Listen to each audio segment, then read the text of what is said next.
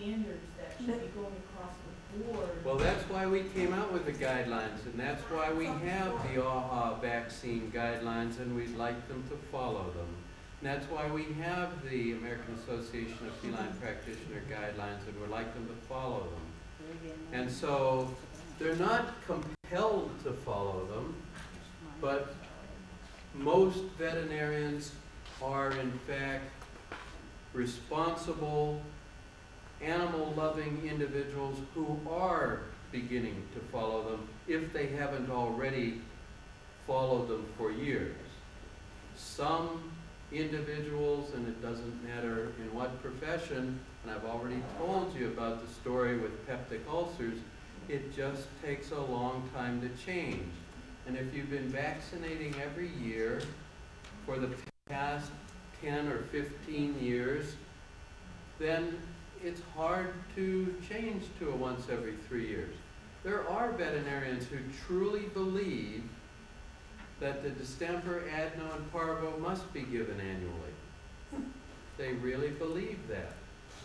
And they don't want to be at risk of your animal getting sick because they haven't vaccinated.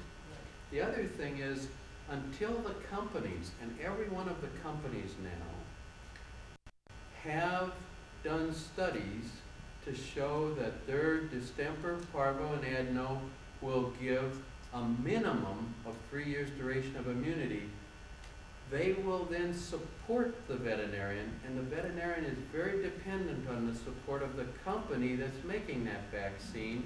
So now, with the companies supporting that, they are in fact much more willing to go into a 3-year program than they would have been pre-2004.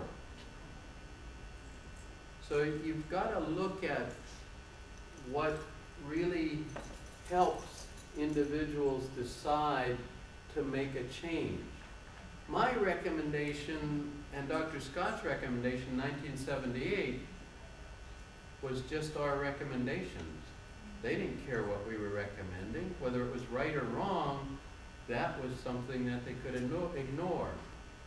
And all further recommendations after that they could ignore, even the recommendations of AHA and AAFP. But once the companies demonstrated that their products, and a lot of people say, well, yeah, it's a recommendation for distemper from company A, but I use company B, and that one may not work the same. So when every one of the major companies demonstrated a minimum of 3 years duration of immunity for distemper, parvo, and adeno, now the veterinarian is much more likely to get onto that bandwagon than they would before. But there's still a lot of them that haven't yet gotten onto the bandwagon. And some of them won't. We've got a veterinarian in Madison who has a kennel, and he will not allow dogs that come to our veterinary medical teaching hospital for their primary care and for their vaccinations to be boarded there because we're on a triennial vaccination program. Well, we took care of that very easily. We put up a list of kennels that will take those dogs, and we don't even want our dogs going to his kennel because he might vaccinate them without the owner even knowing about it and kill them. Right, exactly. So can you, I'm sorry. Go ahead, go ahead. So many of us are here because we want to hear what you have to say, but where can the basic layman who is taking their dog to their vet and putting their trust in their vet to do the right thing for their animal, where can they go for some good, accurate simple, information? Access. They can go to the website for the American Animal Hospital Association, and that's where our guidelines are. Okay. So they're AAHA.com. American Animal Hospital Association. Now the 2003 guidelines, you had to be a member of AHA to get in. For the 2006, anybody who wants to get them can get in and get the guidelines. If you have a cat, it's American Association of Feline Practitioners, AAFP website. Thank you. I went across the country last year when I sold my practice looking for a job. I was licensed in 13 to 17 different states. And my big anxiety over this whole issue is that I found 98% of the vets not incorporating the new recommendations.